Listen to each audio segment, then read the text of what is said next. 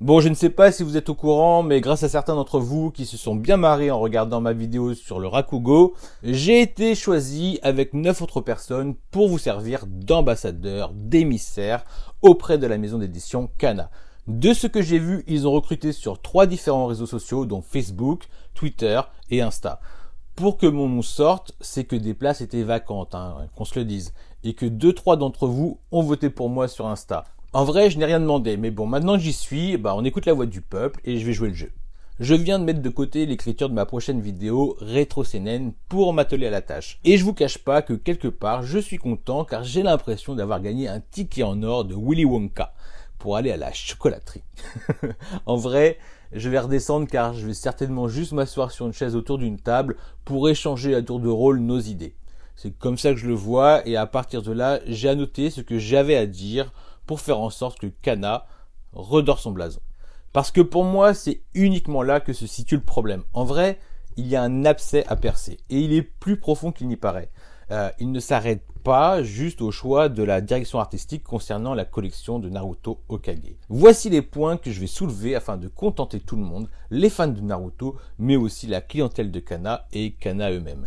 Et pour cela, je recommanderais fortement et avant toute chose à la maison d'édition Kana, la sortie immédiate d'un coffret Slam Dunk regroupant toutes les jaquettes de la série avec un dos qui ne coupe pas l'illustration de la C1, de la première de couverture, mais qui se marie avec elle, comme celle de la version originale. Soit une full japonaise, soit une francisée, après c'est à eux de voir avec leurs impératifs. Car la fresque proposée par Kana freine de nombreux nouveaux lecteurs qui aujourd'hui préfèrent attendre une deluxe de Slam Dunk. Et entre nous, ça m'attriste. Pour vous, mais aussi pour nous, car moins cette Star Edition se vendra, plus nous devrons attendre longtemps que cette deluxe sorte enfin. On parle facilement de 4-5 ans alors qu'on a déjà au moins 10-15 ans de retard. Autre point, ils doivent faire le choix de sortir également soit un coffret avec les jaquettes originales de Yu Hakusho à la fin de la série, ou de commencer dès maintenant à proposer une jaquette alternative calquée sur la version japonaise. Même pas traduite, rien, elle est magnifique, et ce, à chaque tome.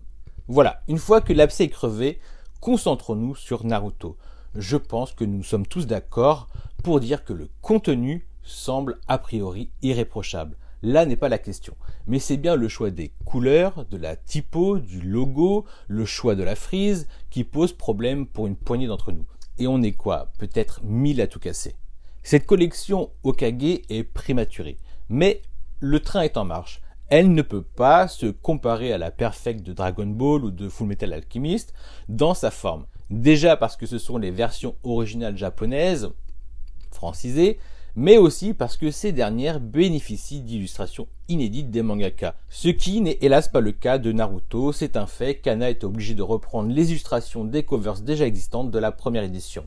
Première chose, le orange doit prendre le dessus sur le rouge. Ensuite, les couleurs qui doivent ressortir sur le fond blanc, ce sont le orange et le bleu pour Naruto enfant, puis le orange et le noir pour Naruto ado, voire le jaune et le noir lorsqu'il illumine deux chakras.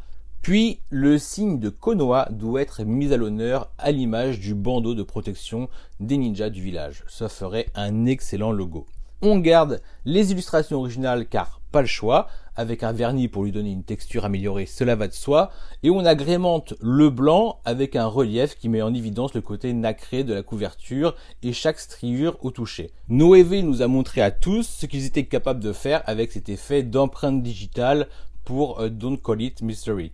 Sauf que là, on utilisera le vent de Konoha qu'on retrouve dans toutes les affiches promo de la Hokage avec ses tourbillons et ses autres vagues de vent. En moins sophistiqué, Glénat a proposé un joli effet d'écaille de sirène pour la réédition de Mermaid Saga. Ce serait simple et efficace avec le vent de Konoha.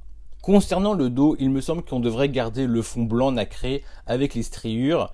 C'est une évidence parce que ça doit être la continuité de la couverture, mais il pourrait très bien être cassé par une touche de orange. Sinon, j'ai aussi vu l'un d'entre nous faire une maquette, mais lui il a fait le choix d'un full orange. Faut voir, mais il ne faut pas oublier qu'avec la qualité du papier, les tomes vont être larges. Je pense que le orange a besoin d'être cassé, mais ça on laissera les experts faire. J'ai une pensée pour ma couverture préférée qui est celle du tome 42. L'illustration est pleine, à voir si elle se démarque des autres ou pas puisqu'il n'y a pas de blanc. Après c'est un métier, on donne des idées et on laisse les pros trancher. Sur les couvertures originales des tomes de Kana, on peut voir écrit en dessous de Naruto des kanji. Si c'est bien écrit Naruto, dans ce cas il faut utiliser ces 4 kanji pour ornementer le dos, ce serait magnifique.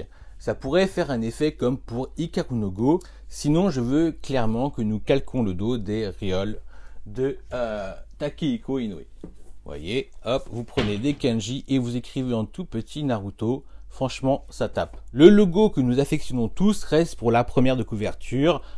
Tout pareil que la première édition. Tu rajoutes Deluxe, Perfect, tout ce que tu veux. Je ne suis pas fan de Hokage, mais c'est un moindre mal.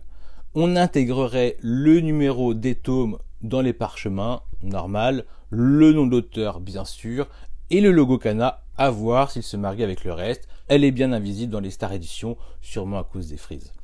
Comme l'a fait la première édition de Gantz, on peut ressortir les couleurs bleu, orange, noir, orange pour marquer l'ellipse de Naruto. Pour ce qui est de la 4e de couverture, ça doit être dans la continuité du truc, on laisse les pros faire. Après, même s'il est prévu que chaque illustration des jaquettes de la première édition soit présente dans le manga, l'idéal serait que les couvertures soient réversibles, qu'elles laissent le choix au lecteur de quelle illustration il souhaite mettre en valeur. Et ce sera tout pour moi. En conclusion, on ne touche pas au projet initial de Naruto Kage, mais on propose une alternative pour la C1, pour le dos, quelque chose de sobre, mais suffisamment explicite pour savoir que c'est Naruto. On reste dans cette optique de donner une plus-value aux jaquettes, avec des effets au toucher, avec les vagues du vent de Konoha. Puis on donne le choix de l'illustration d'origine en proposant une jaquette réversible. Ainsi, ceux qui sont contents d'avoir cette frise et les personnes qui ont travaillé dur dessus ne seront pas abattus. Mais avant tout, il faut véritablement s'occuper de Slam Dunk et Yu Hakusho. Merci à vous.